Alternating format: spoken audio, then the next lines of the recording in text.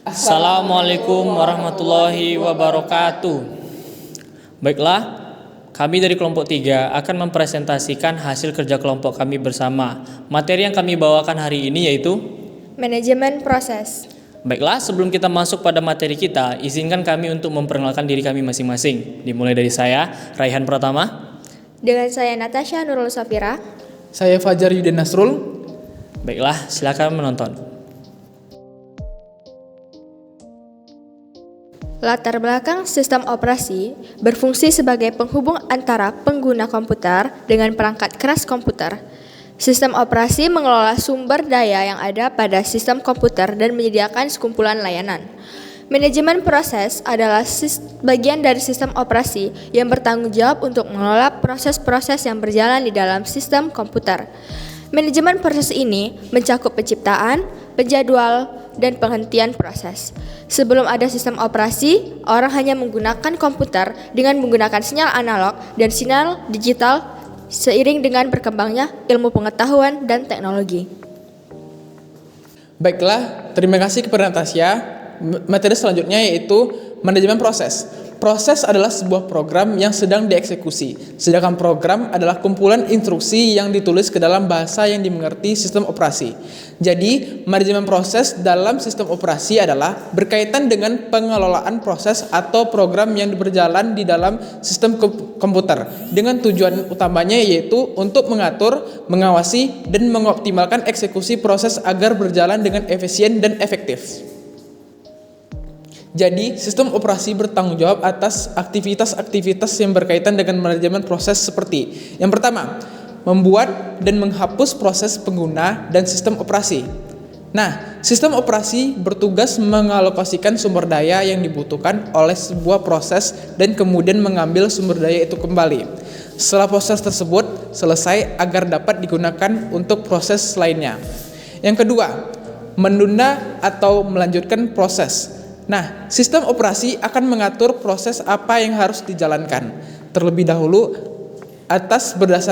berdasarkan prioritas dari proses-proses yang ada.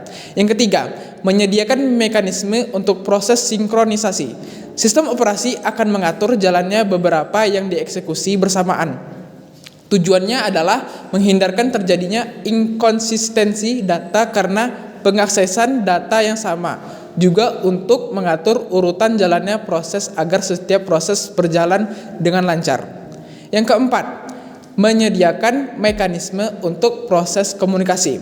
Sistem operasi menyediakan mekanisme agar beberapa proses dapat saling berinteraksi dan berkomunikasi. Contohnya seperti berbagi sumber daya antar proses satu sama lain tanpa menyebabkan terganggunya proses lainnya. Yang kelima, menyediakan mekanisme untuk penanganan deadlock. Nah, deadlock adalah suatu keadaan di mana sistem seperti terhenti karena setiap proses memiliki sumber daya yang tidak bisa dibagi dan menunggu untuk mendapatkan sumber daya yang sedang dimiliki oleh proses lain. Saling menunggu inilah yang disebut deadlock atau kebuntuan. Sistem operasi harus bisa mencegah, menghindari, dan mendeteksi adanya deadlock. Jika deadlock terjadi, sistem operasi juga harus dapat memulihkan kondisi sistemnya. Baiklah, kita masuk ke materi selanjutnya yaitu komunikasi antar proses. Komunikasi antar proses atau interprocess communication, biasa disebut dengan IPC, adalah mekanisme pertukaran data antara satu proses dengan proses lainnya. Proses tersebut bisa berada di dalam komputer yang sama atau komputer jarak jauh yang terhubung melalui jaringan. Komunikasi antar proses dapat dilakukan melalui dua metode utama, yaitu sistem berbagi memori. Sistem berbagi memori atau yang disebut juga sebagai shared memory system merupakan salah satu cara komunikasi antar proses dengan cara mengalokasikan suatu alamat memori untuk dipakai berkomunikasi antar proses. Pada metode ini, sistem akan mengatur proses mana yang akan memakai memori pada waktu tertentu sehingga pekerjaan dapat dilakukan secara efektif. Yang kedua yaitu berbagi pesan. Sistem berbagi pesan. Sistem berkirim pesan adalah proses komunikasi antar bagian sistem untuk membagi variabel yang dibutuhkan. Proses ini menyediakan dua operasi, yaitu mengirim pesan dan menerima pesan. Ketika dua bagian sistem ingin berkomunikasi satu sama lain, yang harus dilakukan pertama kali adalah membuat sebuah link komunikasi antara keduanya. Setelah itu, kedua bagian itu dapat saling bertukar pesan melalui link komunikasi tersebut. Terdapat dua macam cara berkomunikasi, yaitu yang pertama, komunikasi langsung. Dalam komunikasi langsung, setiap proses yang ingin berkirim pesan harus mengetahui secara jelas dengan siapa mereka berkirim pesan. Hal ini dapat mencegah pesan salah terkirim ke proses yang lain.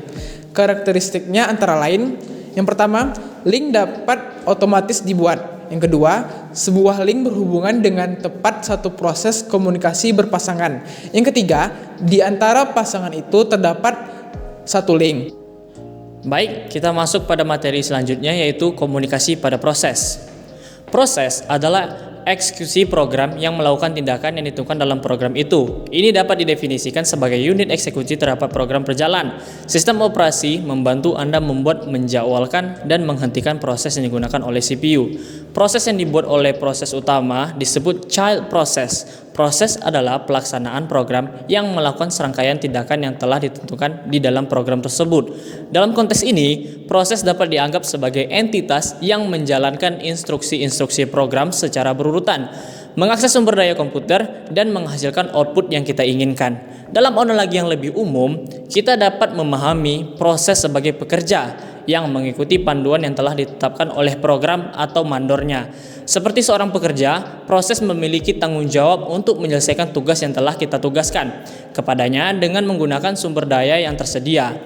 Proses juga memiliki waktu atau kondisi tertentu yang menentukan kapan tugas tersebut dianggap selesai. Dengan demikian, gagasan tentang proses sebagai eksekusi program mengacu pada pelaksanaan langkah-langkah yang telah ditentukan dalam program tersebut, sehingga menghasilkan hasil yang diinginkan atau mempengaruhi sistem komputer secara luas.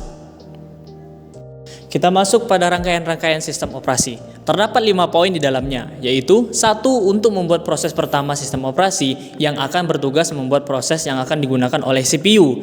Yang kedua, menjadwalkan proses sistem operasi bertugas untuk menjadwalkan proses yang akan dieksekusi oleh CPU.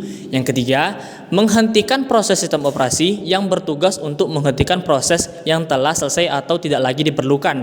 Yang keempat, mengalokasikan dan mengambil kembali sumber daya sistem operasi yang bertugas mengalokasikan sumber daya yang dibutuhkan oleh sebuah proses dan kemudian mengambil sumber daya itu kembali setelah proses tersebut selesai agar dapat digunakan untuk proses lainnya. Dan yang terakhir yaitu menunda atau melanjutkan proses sistem operasi, dapat menunda proses atau melanjutkan proses yang telah ditunda. Jadi sekian dari saya, terima kasih. Selanjutnya, kita masuk kepada kesimpulan. Jadi, dapat kita simpulkan bahwa sistem operasi ini berfungsi sebagai penghubung antara pengguna komputer dengan perangkat keras komputer dan mengelola seluruh sumber daya yang ada pada sistem komputer. Manajemen proses adalah bagian dari sistem operasi yang bertanggung jawab untuk mengelola proses-proses yang berjalan di dalam sistem komputer, yakni mencakup penciptaan, penjadwalan, dan penghentian proses. Komunikasi antar proses atau disebut dengan Inter-Process Communication (IPC) adalah mekanisme pertukaran data antara satu proses dengan proses lainnya, baik di dalam komputer maupun komputer jarak jauh yang terhubung melalui jaringan. Operasi pada proses ini merujuk pada serangkaian tindakan yang dilakukan oleh sistem operasi untuk mengelola proses, termasuk membuat proses, menjadwalkan proses, menghentikan proses, mengalokasikan dan mengambil kembali sumber daya, serta menunda atau melanjutkan proses. Baiklah, sekian dari presentasi yang dapat kami bawakan hari ini. Lebih dan kurangnya kami mohon maaf karena kita juga sama-sama belajar. Wabillahi taufiq wal hidayah. Assalamualaikum warahmatullahi wabarakatuh.